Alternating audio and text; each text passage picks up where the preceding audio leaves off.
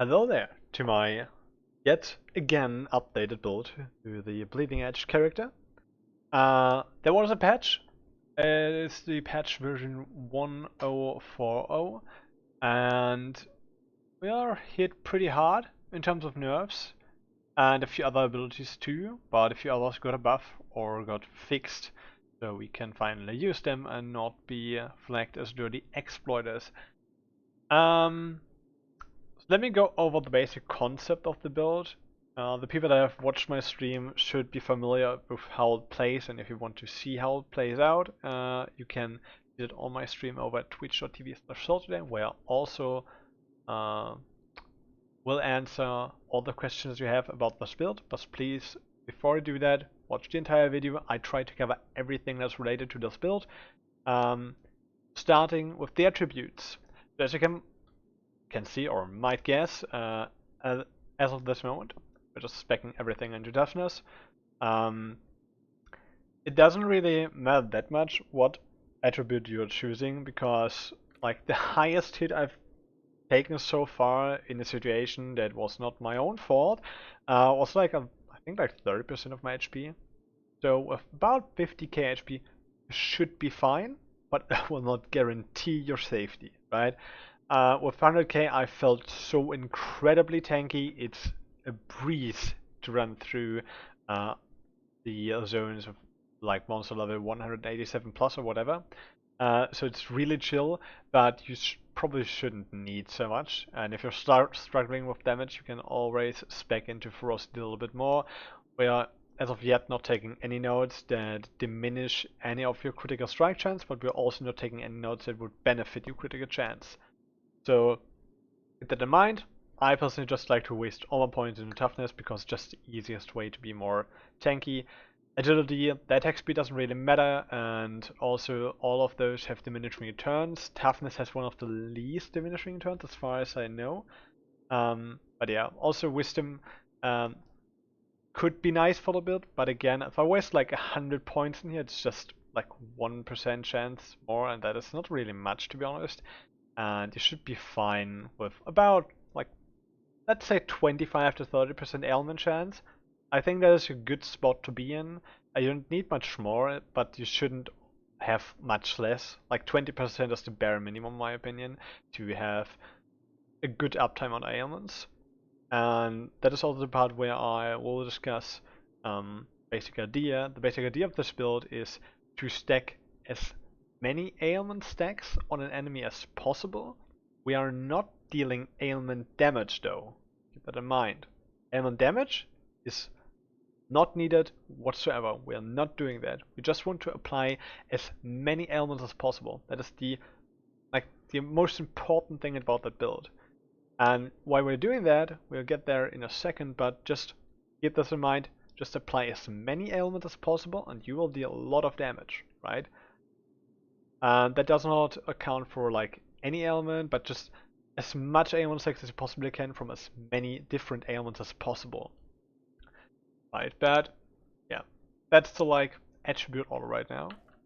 For the skills, there will be a picture in the description where you can see all those skills, just like a cheat sheet version or something. I just read it in Paint or something like in 5 minutes or something, but it should be like a good cheat sheet in my opinion to have access to it without skipping through the video or something. But we'll just quickly go over what each of the runes do and what changed from the original build. So for Warpath, that really didn't change anything. It's still the same as before. The block chance, the rune to just charge indefinitely, or really indefinitely, but for a long time. And yeah, all those are the same. I would recommend using this, but you can like change some of those if you don't feel confident with using them. There's nothing that is really like really important in here. Just this, in my opinion, to just charge further, and this increases the speed where you can charge. The second thing is our buff, the Sovereign Shout. Again, those are the buffs that it gives us. I changed a little bit from the rage gen on hit, which actually was my bad because it actually does nothing for us, right? Rage gen on hit is just for the auto attacks because we are not technically hitting with Bleeding Edge in terms of rage generation, so this is completely useless unless you want to auto attack. So at the moment, the best runes, in my opinion at least, is the Aura Score, the health globe generation. This will generate so much fucking health globes, it's fucking ridiculous. I don't know even why they just say 6%, it feels like 600 or something, but we're just generating a lot of health globes, which also help with healing, but they're really not needed. Just funny in my opinion. Then we have the duration buff. Obviously, we have a crit hit chance score buff, which is nice to have. Yeah, giving it that, it's nice to have, but it's not really needed if we're speccing in some of the nodes later. Well, I will get to in the tree because there's one node that will completely kill our crit chance, but that's quite nice. But really, depending on what exactly you can acquire. So this should be the best rune for like 99% of the people out there. So yeah, but more later in the video. Next rune obviously is the increased effectiveness by all buffs of this skill and other skills, which will also increase the buff effectiveness of the Mark of Impurity, where I will get to later in the video. And then also obviously movement speed, which is nice, and then also the global life leech, which really helps. It's nice. It's really nice to have 7% global life leech. Yeah, so that should be a really good buff, and we're also stacking a little bit of cooldown reduction in the build to make this available like 100% of the time. But again, furthermore, for this part, later in the video when I'm discussing the skill tree. I'm having Blood for Blood. I would recommend just using those exact runes. There are a few little informations hidden inside here. For example, the conniption, or however it's pronounced. This will allow you to deal ailment damage. That is something that I like quickly grasped over the last video. If an ability does not deal any damage, it also cannot apply an ailment. As far as I know right now. I cannot confirm this 100%, but I'm like 99% sure that this is the case, at least for abilities like this. So you will have to choose this, because if you don't, then you can see there's no ailment shown here, and yeah, you can't really do much.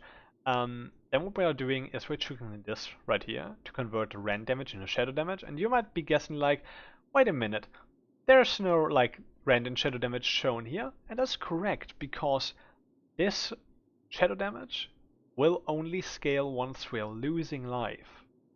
So if you are at full health, this will choose your highest ailment, for me that is shock, and your second highest ailment, for me that is burn, at this moment of the recording, because of my gear, which we'll again go later to, but the highest ailment for me is burn and shock. So if I now lose life, depending on how much life I lose, this will gradually convert all the rend damage into shadow damage, and will increase the shadow damage. So there will be a point when you're at so low life that this ability will actually deal way more shadow damage than anything else, and then it will curse. It will not curse before, so we'll probably not gain a buff your health bar for the like shadow ailment or something, unless you're really like taking big hits and at the same time dealing damage in Blood for Blood, or while it is active. Alright, keep that in mind please. So normally it's really nice to apply your second highest ailment, which can be quite beneficial to your overall DPS. The next thing is the area of effect. That's a little bit tricky to use. So basically what you're doing is, if you want to apply your Blood for Blood to any like enemy on the map, you have to hover over the enemy. If you're targeting yourself or not targeting anything else, this ability automatically choose you. So for example, if I just click anywhere here where no enemy is right now, then it will automatically target me and will follow me around, right? In the city, of course, I cannot target any like NPC because all those are friendly, but let's assume this would be an enemy. If I would hover over him and click my Blood for Blood, it would target him instead of me, but we're in the city, so it obviously targets me. But yeah, that really helps. The Anti-Air Flash, it's just nice to use. The explosions are really good for clear, actually. They deal quite a substantial amount of damage. Not really insane amount, but it's nice. right? It gets a little nice touch to the ability, and there are not really any more good runes to use actually. The next thing is the increasing chance to apply ailments. Again, we want to apply as many ailments as possible. And also skill duration of 3 seconds extra is really nice, not be like constantly spamming this ability. Can be really frustrating to just keep all the things up all the time, so that is a really great addition, I think. For the fourth ability, that will be the Trekker's Reach. This is mainly to apply stasis to an enemy. It's nice to just grab all the enemies around you and also grabbing like purely ranged enemies. There are a few that are quite annoying when they're ranged, for like the ray gun characters in the desert map or something like that. Those are really annoying, and this can actually grab them. You cannot grab, I think, boss monsters or any monsters that is above the champion level, as well as the like little gold bugs in those treasure maps, right? But anything else you should be able to grab as far as I know. Just not anything that's like really have like those giant tortoise thingies that are shooting like some lightning laser thingy on you. It's just really annoying. Those fucking tortoise thingies are so fucking annoying. But yeah. We're using this, of course, to apply stasis. It will only apply 1 stack, so it's not really good at applying stasis, but it's enough to deal a decent amount of damage. Then we're also doing the deep gashes. Again, this is needed for the ability to actually deal damage. If you're not choosing this, you cannot apply stasis, right? If I'm not choosing this, I'm not doing any damage. Not dealing any damage means we cannot apply an ailment, alright? Then we're also going for the Unrelenting Hunt, so we can just pull enemies in from all directions around us. This area cannot be increased. This is a static area and will not be increased by any means, but it's just really nice, just grab things to you. And for the last 2 points, I opted in to use the cooldown reduction, which I think works really great for, first of all, applying more stasis to boss monsters, which I think is really, really useful. And just overall, it's just nice to use. Important note right here, this will do shock damage, so actually having shock as your highest ailment is quite bad. But keep in mind that the frost ailment, so ice or frost, whatever it's sound, whatever it's pronounced, is not working for now for the immortal offering keystone on the tree, which we will be taking. Alright? Freeze does not work. It's kind of buggy and not buggy, I'm not really sure, but as of now I can't really seem to get any DPS improvements by choosing Frost as an ailment on any of your gear, but we'll get to that later again when we're discussing gear right after the skills. But yeah, just to choose the cooldown in my opinion. And for Bleeding Edge, surprised, we can actually take this node now. This node was bugged before and was dealing so much more damage. Like, really, really huge amounts of damage. It's fucking insane. So we're actually doing like 100 or something like that of the original damage of this ability.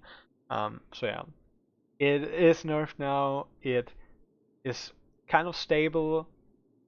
I think it's still a little bit too potent, but just because we're actually abusing a lot of other stuff on the skill tree to make it really, really powerful, it is not that powerful by itself. But yeah, the rest stay the damage, we just switch for the weapon damage into the element. But yeah, so far for the skills. Now let's quickly go over one thing in the gear section.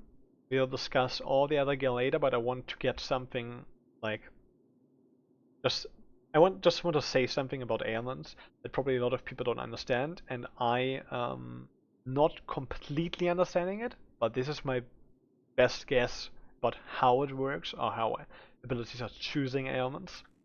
So, as it is right now, my Bleeding Edge, for example, is dealing bleed and shock damage. What Bleeding Edge is doing, it just takes all the damage from a weapon, so it does not matter what on this weapon is in terms of damage to attacks or damage on the texture of this weapon. This is completely irrelevant because Bleeding Edge would just take all of this damage from every gem socket, from every mod on the weapon. It doesn't care what damage that is.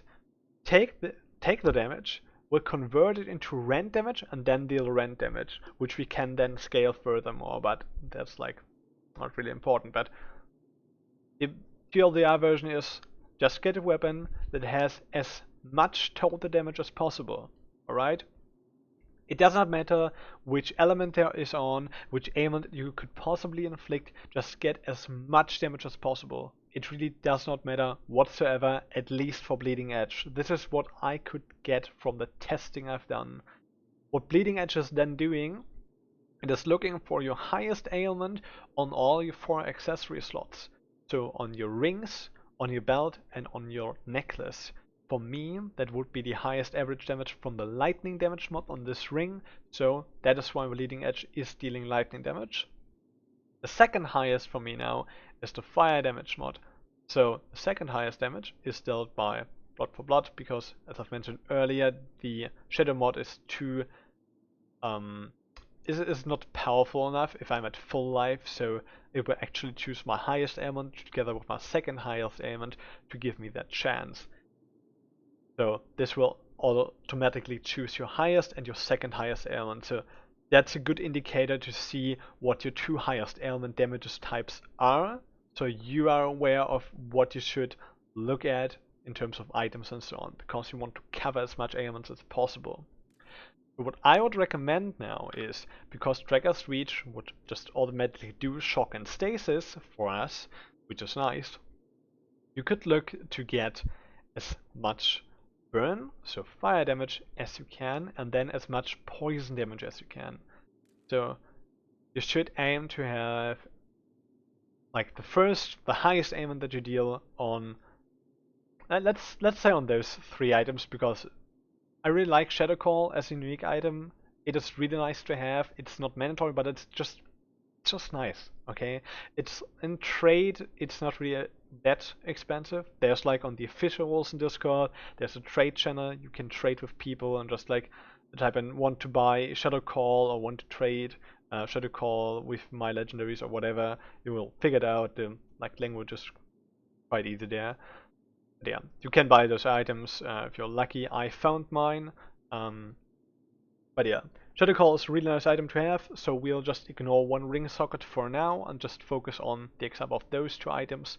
So if I would now choose my perfect gear, I would probably take a ring that has higher fire damage than lightning or freeze or shock or like ice damage or whatever it is.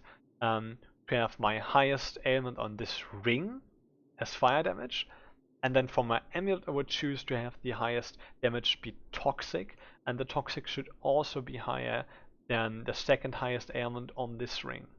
So in numbers, let's like switch those mods around. Let's say I have 22 to 33 fire here and 17 to 28 lightning.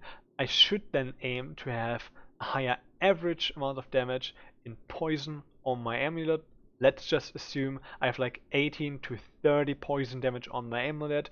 So then the like Blood for Blood ability would choose shock as my highest ailment, or in this case fire, as we like mentioned earlier, so fire damage, and then poison as my second highest.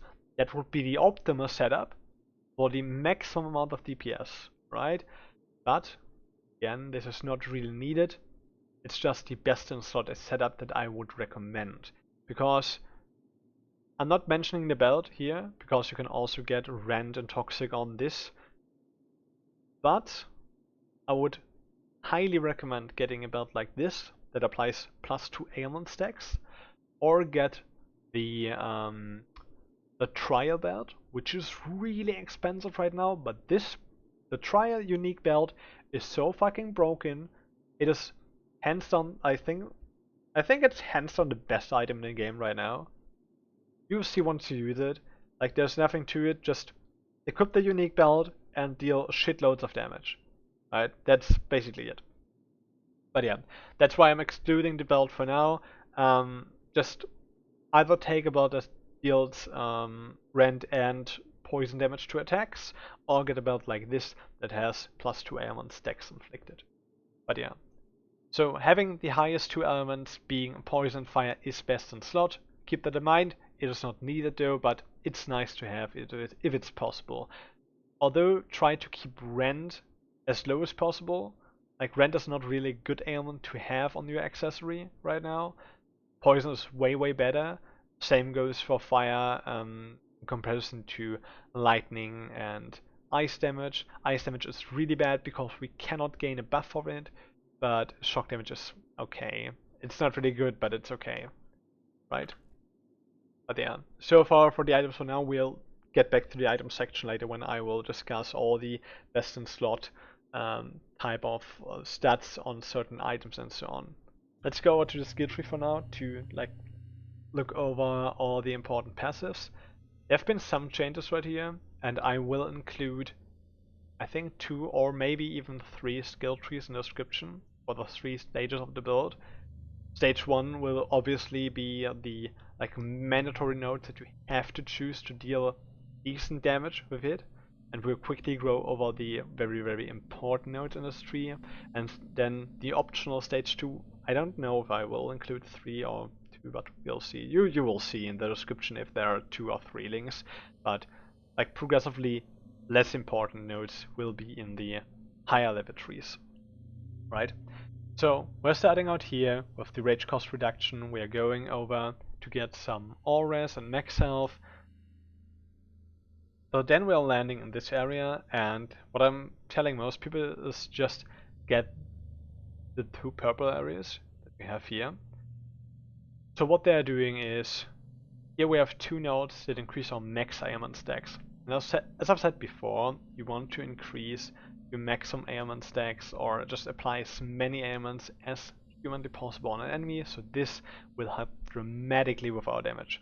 Those 2 points are so good when you can apply a decent amount of ailments onto an enemy, right? The same goes for those 2 nodes, right? So in like endgame terms of DPS, those 4 nodes are the best nodes on the entire tree for us right now, because we can just increase our maximum potential damage so much higher if we can apply a lot of ailments. The next thing is the Immortal Offering.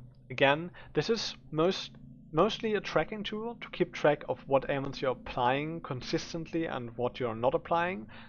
You will gain a buff of the certain element that you are consistently applying onto an enemy over your health bar. The number inside this buff will state how many enemies you've applied the ailment to and killed with that ailment on there, right? So if I kill 4 enemies with my stasis ailment, for example, there will be a 4 if I only kill 1 with the fire element, and there will only be a 1 with the fire element icon over there. It's pretty easy to distinguish between those, but just keep that in mind. It's a nice buff in terms of damage, but for me it's mostly just like a tracking tool, which I really like to use on those builds. At the end.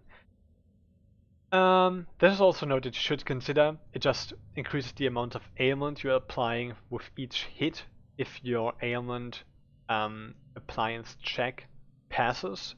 So like if your chance of, for me it's just about 33% of the ailment chance on attack passes, then you will not apply 1 but 3 ailments with that hit. The minus is like, it's not interesting at all, it's just completely irrelevant for us. There's no real minus for us.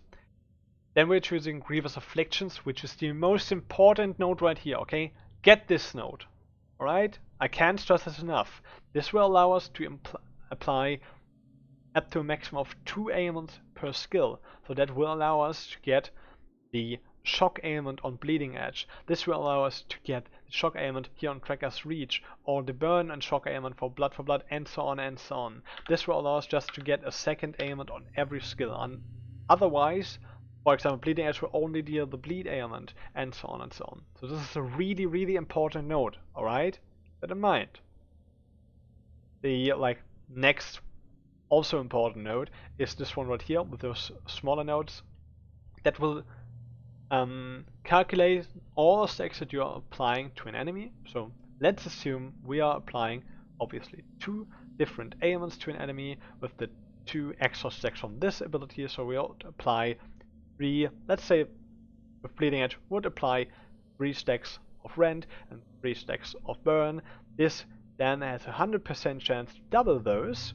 So just apply 6 stacks of Burn and 6 stacks of Fire with a chance of 33% whatsoever. Alright, so this is also really important to apply way more ailments with each appliance of an ailment, because the chance is not 100% obviously. Then, after we've taken all of these nodes right here, you don't need to take this for now and also not those. Then we move over to this part where we'll get the dire junction, of course, with those two nodes and this one right here. You can ignore this for now.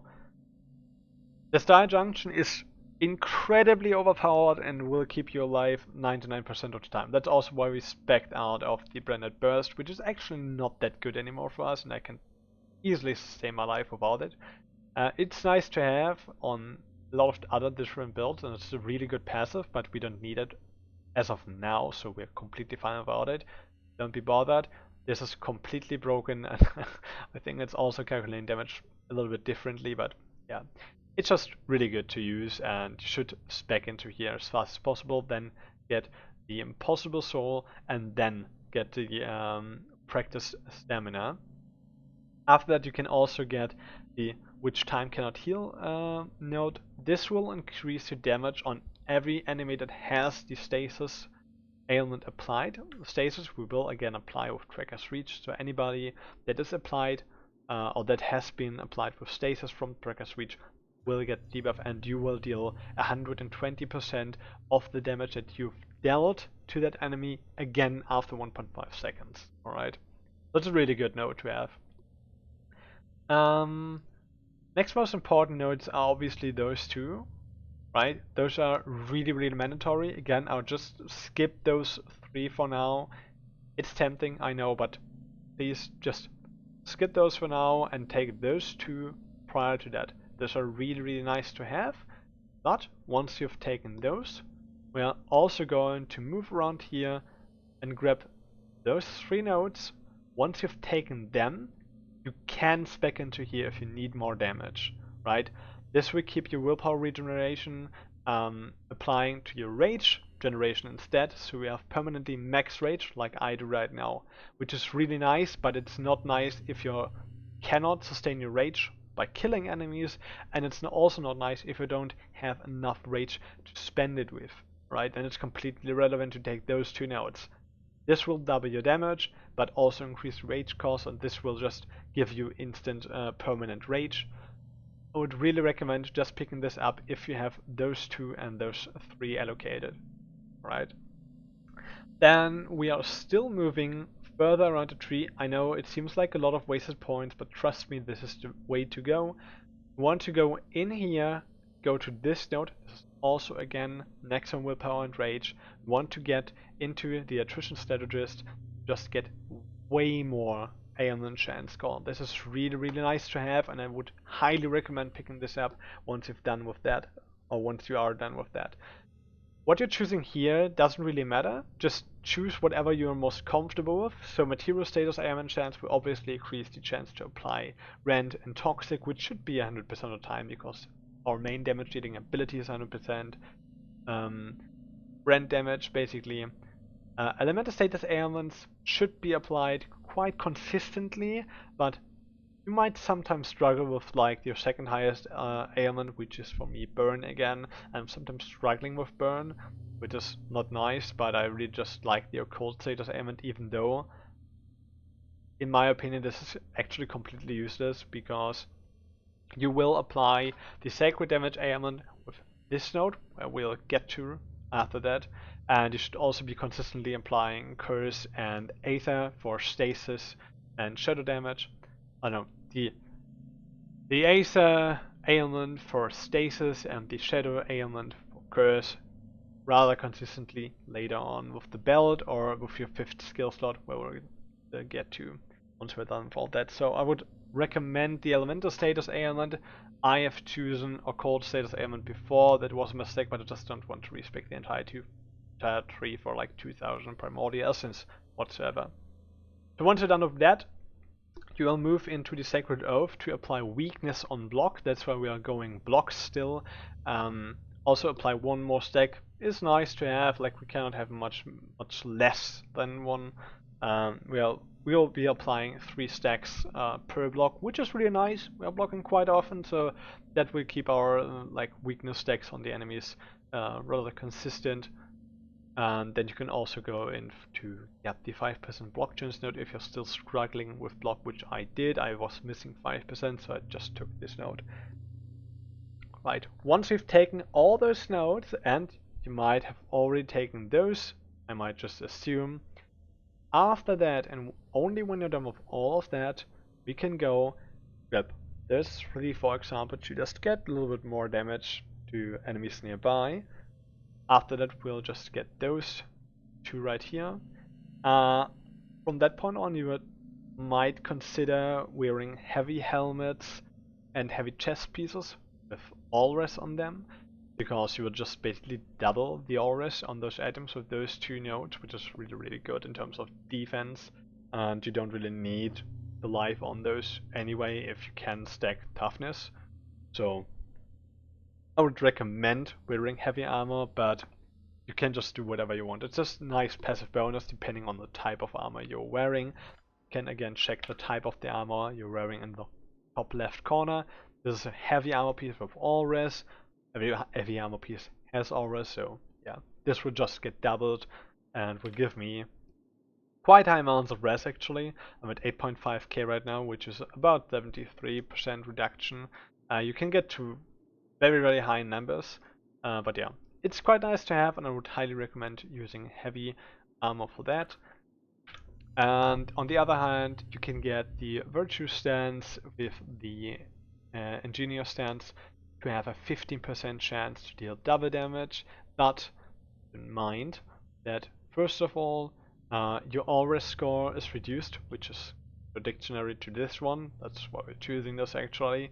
And you can no longer dodge. If you're dodging, you're switching stances. If you switch the stance to Steroid Resolve, you have a lot of block chance, block efficiency, yes, but you will lose incredible amounts of damage, which is not nice, so you should stay away from dodging if it's possible, and only dodge if the situation is really dire, alright?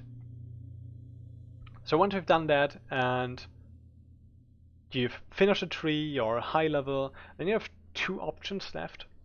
Option 1, if you have really high physical resistance scores, so that's all based on this one value right here. If this value, let's say, like exceeds something like 10,000 or something, you can spec into this one right here. This will basically kill your entire crit chance. You will still have 5% base crit like everybody else.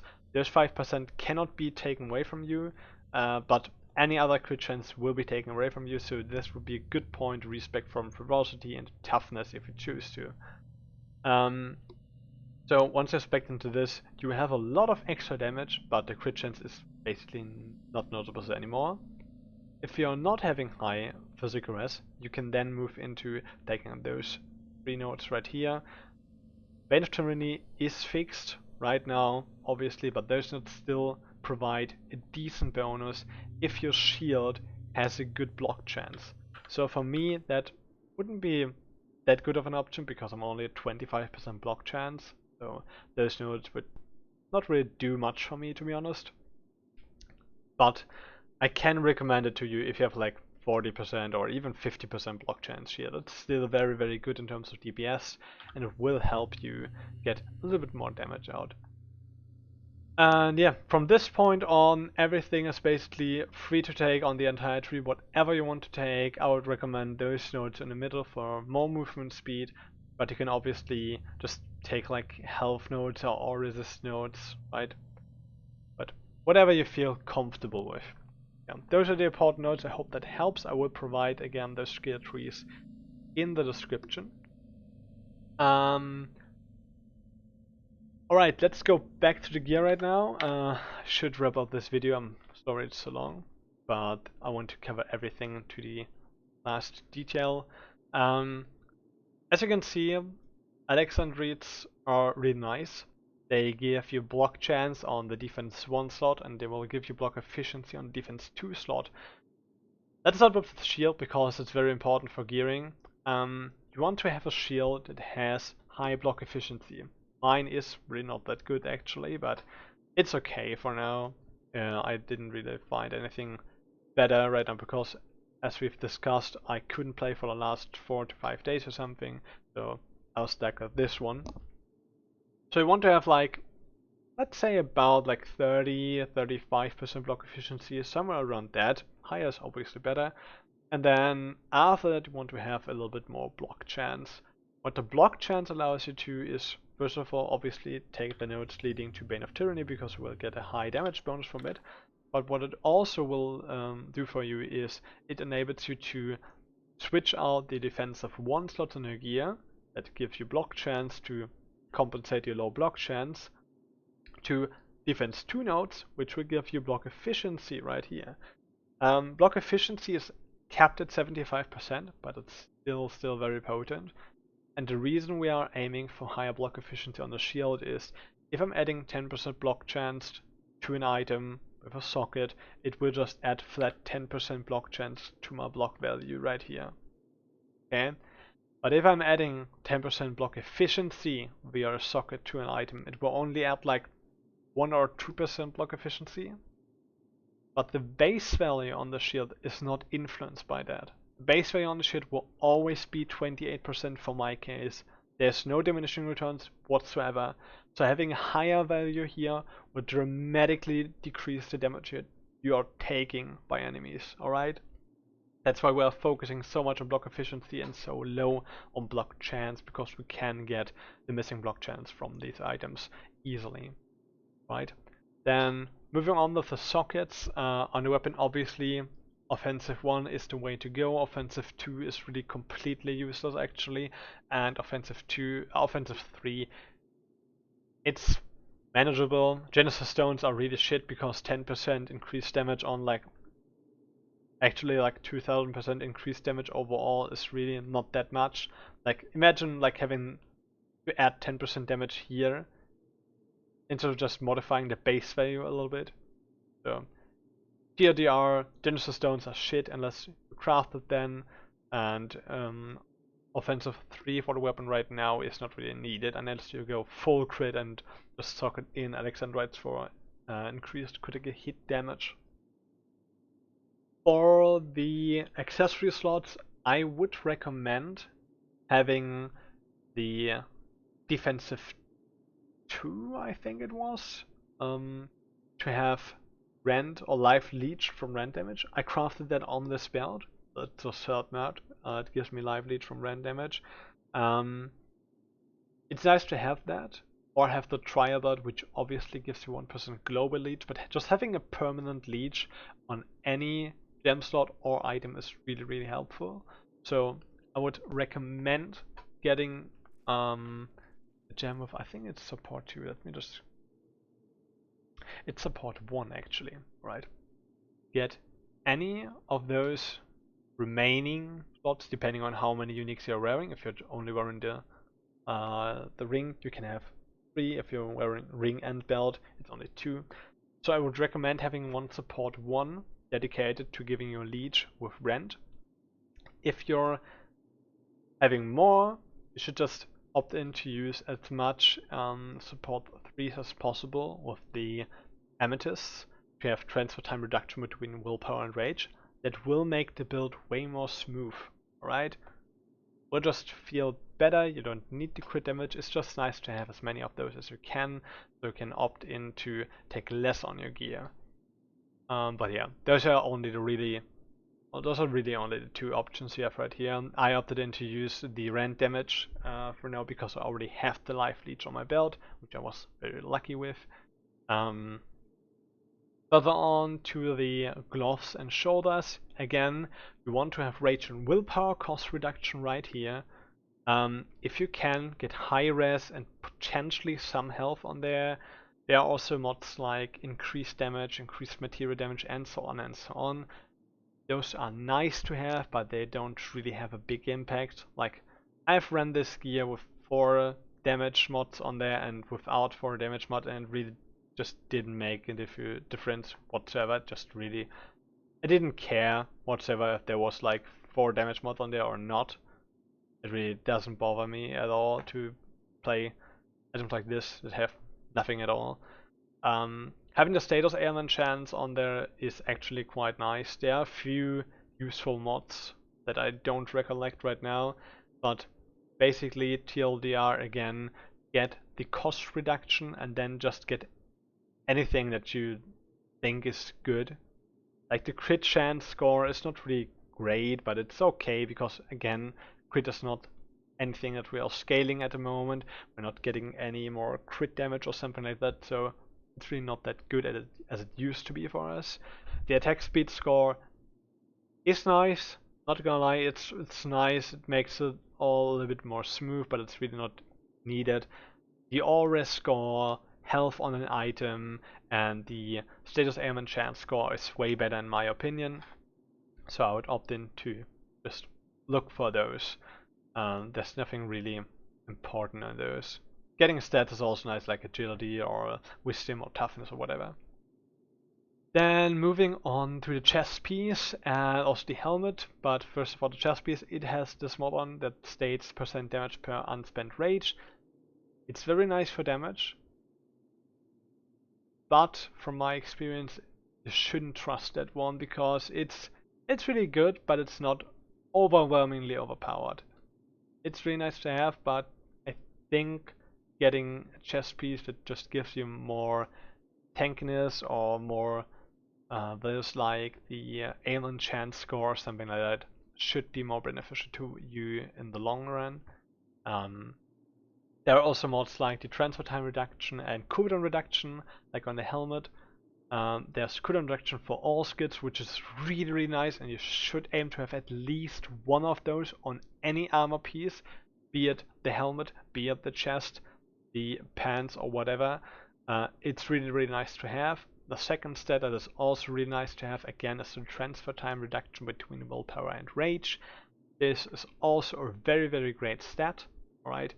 So I would potentially value this higher than the % damage. % damage is really nice for really high end game, but yeah. Those are the stats you should look for on those. Again, crit chance score, for example, this item is not really relevant at all. Not really that interesting. Same goes for the material damage right here. It's nice to have, but it's really not insanely great, right? And for the boots, again, movement speed and the same basic, like, gear stats that you should look for on the other items. And yeah, that's basically it. And for the weapon, there's a quick, like, insight into how weapons are scaling their damage. If you want to have the highest potential damage on a weapon, that's really difficult to get. Let me see if I have one of those right here. Right.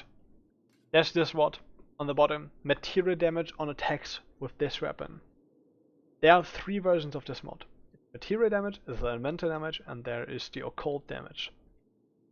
This mod, with the 3 corresponding material, elemental, or occult damage mods, will yield highest amount of damage, alright? For my weapon, if I could get the elemental damage on attacks with this weapon as a percentage modifier, that would be like the most insane upgrade I've ever had on a weapon before. That would be completely ridiculous because it would scale all 3 mods by about 50% or 40%, whatever. So if you can get that, that will push your weapon to the absolute maximum. But that is only useful if you're having like 3 damage mods also on there.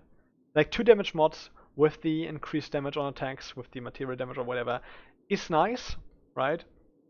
Again, only for the corresponding like elements or whatever. So if my red weapon, for example, would have the material damage, that wouldn't do shit for it because it wouldn't just change. It would just only change the physical damage that the item inherently has. So yeah, get the corresponding damage types to the % increase, but again, just get a weapon where the total damage on average is the highest amount possible, right? So now you're calculating that is just for total damage on a red weapon, for example, just calculate 303 plus 438 and divide this number then by 2. You can just, let's see if I can open this. So we'll just go over to the weapon, be 303 plus 438 equals divided by 2, so the average damage would be 370.5. If I would find any weapon that deals like 375 average damage, that would be an upgrade. Alright? Again, the elements or whatever is on that weapon or whatever is socketed in the weapon does not matter whatsoever. But again, if you can get mods like this, a third and a third row, you would obviously socket in any material damage on there. So let's do the example. Let's say the third mod on this weapon, the material damage on attacks, would be on my red weapon. Then I would socket in anything from toxic, rend, or physical damage on attacks. Alright? I think that should cover that. And I hope you all understand that, because it's quite complicated sometimes, but I try my best to deliver the most in-depth guides for any games I play. And I know that a lot of people struggle with Warzone right now, and they have serious problems deciding on what they have to take on any armor piece or weapon and whatsoever. So I try to always make those guides as understandable as possible. If there are any questions left, I know this video has been a fucking long ass time, alright? And it's again in one take. But if there are any questions left, post them in the comments below. I will try to answer them as fast as I can. I will look up those comments every few hours while I'm streaming over on Twitch. Twitch.tv/saltydane, by the way. My Twitch link will be in the description. I'm streaming mostly in German, but I will answer your questions in English, of course.